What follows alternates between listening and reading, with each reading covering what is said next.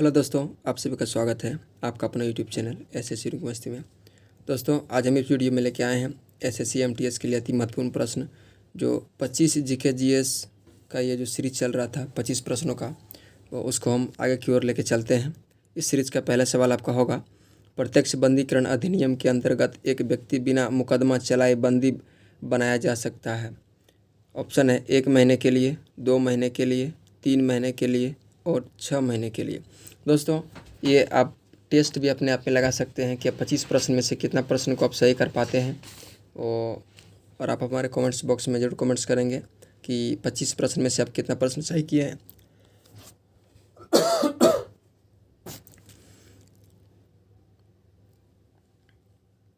आपका सही जवाब हो जाएगा ऑप्शन नंबर सी, 3 महीने के लिए। 3 महीने के लिए आपका मुकदमा चलाए बिना आपको बंदी प्रत्यक्षीकरण अधिनियम के अंतर्गत ये हो सकता है। चलिए अगला प्रश्न की ओर बढ़ते हैं। आपका अगला सवाल होगा, संविधान का कौन सा अंग भारत के नागरिकों को आर्थिक न्याय प्रदान करने का संकेत देता है? ऑप्शन है मौलिक अधिकार, मौलिक कर्तव्य, राज्य के नीति निदेशक तत्व, सूचना का अधिकार। आपका सही जवाब होगा ऑप्शन नंबर सी, राज्य के नीति निदेशक तत्व आपका सही जवाब होगा। अगला सवाल आपका होगा, भारत के राष्ट्रपति पर महाभियोग चलाने के लिए कम से कम कितने दिन पूर्व का सूचना आवश्यक है? ऑप्शन है 7 दिन, 14 दिन, 21 दिन और 30 दिन। आपका सही जवाब हो जाएगा 14 दिन। 14 दिन पहले वह सूचना देना पड़ता है कि राष्ट्रपति पर महाभियोग लगाना है।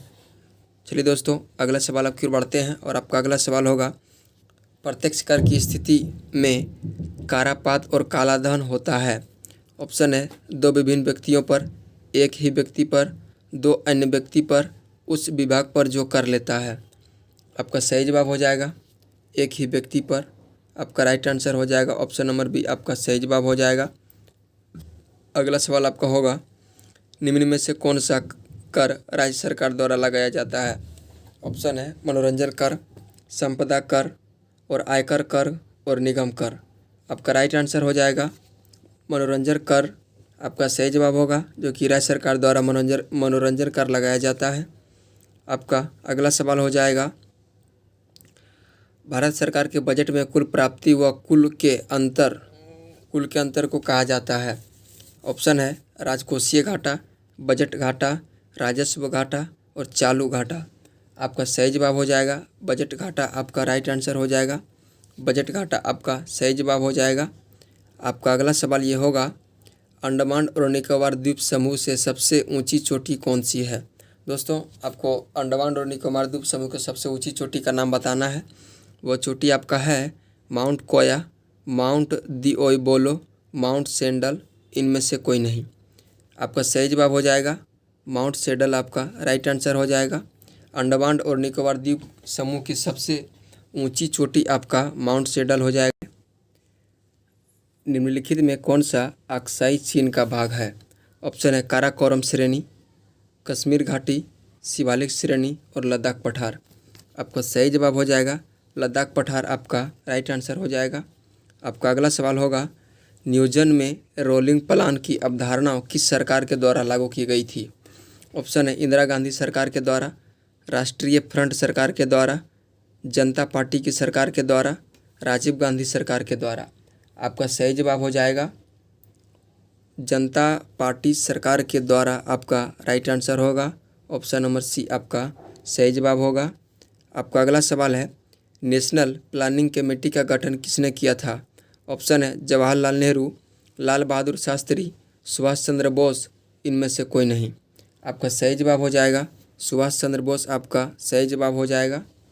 और आपका अगला सवाल होगा, 10वीं पंचवर्षीय योजना में किस क्षेत्र में उच्च वृद्धि दर लक्षित की गई थी?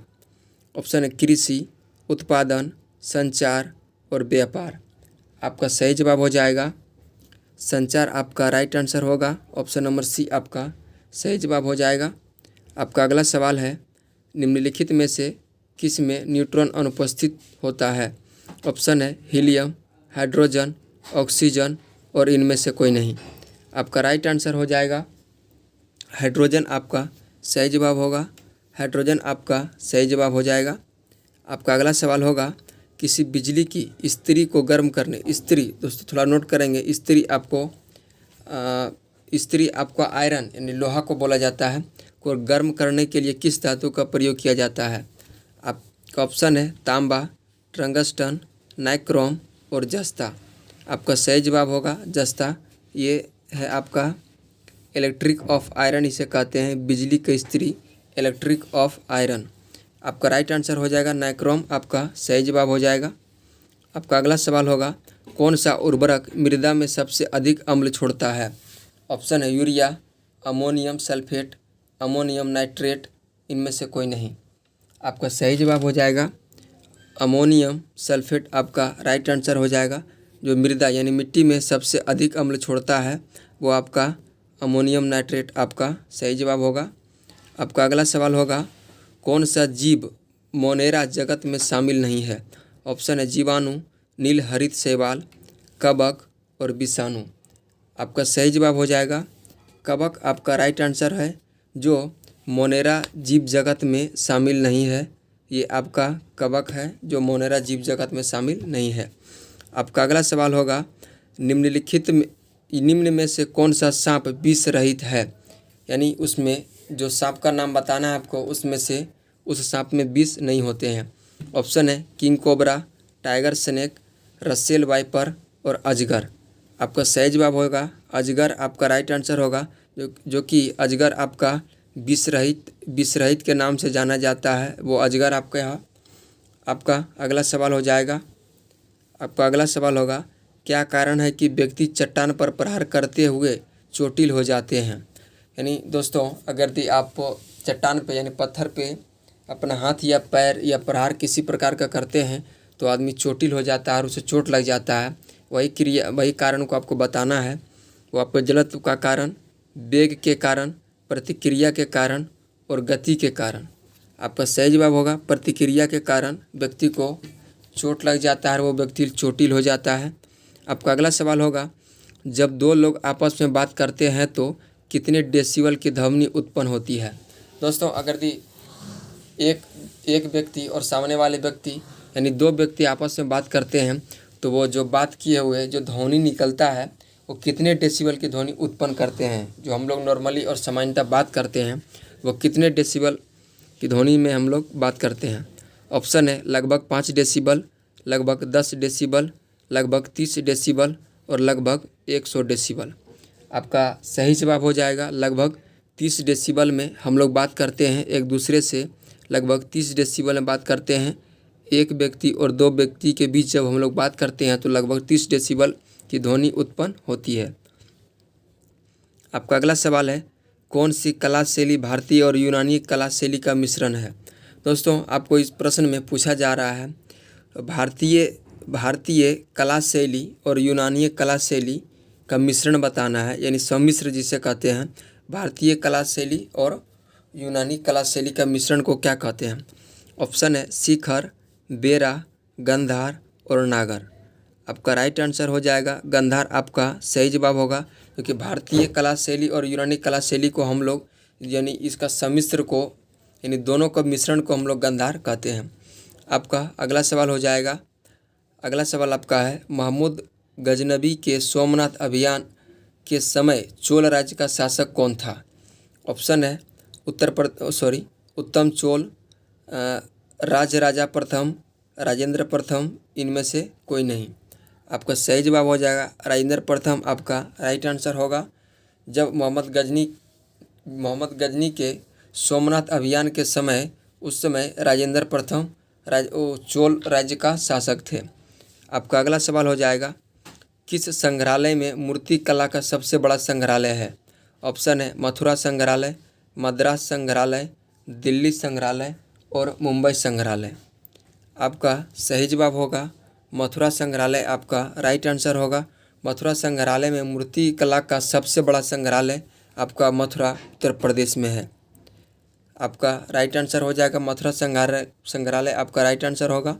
आपका अगला प्रश्न होगा पूर्वी लद्दाख क्षेत्र की गलवान घाटी में भारतीय चीन सैनिक के मध्य हुई हिंसक झड़प की तिथि क्या है?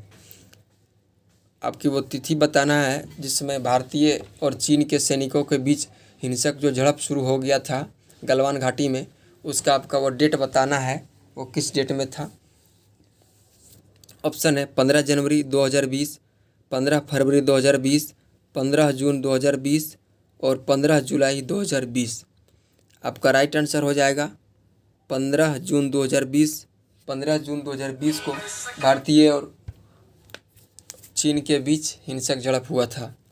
आपका अगला सवाल हो जाएगा, आपका अगला सवाल है, कौन सी सरकार 100% पेपरलेस होने वाले विश्व की पहली सरकार बन गई है। ऑप्शन है भारत, दुबई, रूस और इनमें से कोई नहीं। आपका राइट आंसर होगा दुबई सरकार जो है, दुबई सरकार 100% पेपरलेस यानी कागज रहित सरकार विश्व की पहली सरकार बन गई है, वो आपका दुबई होगा। आपका सही जवाब हो जाएगा दुबई, आपका राइट आंसर होगा। अगला सवाल आपका है, किस राज्य ने खेलों को बढ़ावा देने के लिए खेल नर्सरी योजना 2022-23 का शुभारंभ किया। ऑप्शन है झारखंड, राजस्थान, हरियाणा और पंजाब। आपका सही जवाब हो जाएगा हरियाणा, आपका राइट आंसर हो जाएगा हरियाणा सरकार ने 2022-23 में खेल को बढ़ावा देने के लिए एक योजना स्टार्ट करता है और वो योजना का नाम है नर्सरी योजना। वो योजना 2022-23 में शुभारंभ करते हैं, वो हरियाणा के सरकार ने ये योजना प्रारंभ करते हैं। इस सेशन का आपका अंतिम सवाल होगा, सड़क दुर्घटनाओं में होने वाली मौतों को 50% तक कम करने का लक्ष्य कब तक रखा गया है। ऑप्शन है 2022, 2023, 2024 और 2025।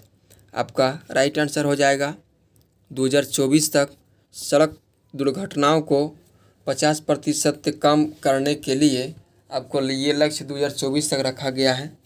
दोस्तों, ये रहा था आज का आपका इस 25 प्रश्न, जो कि इस जीके जीएस सीरीज का ये 25 प्रश्न था, जो कि सभी प्रतियोगी परीक्षाओं के लिए तो महत्वपूर्ण प्रश्न ये होने वाला है।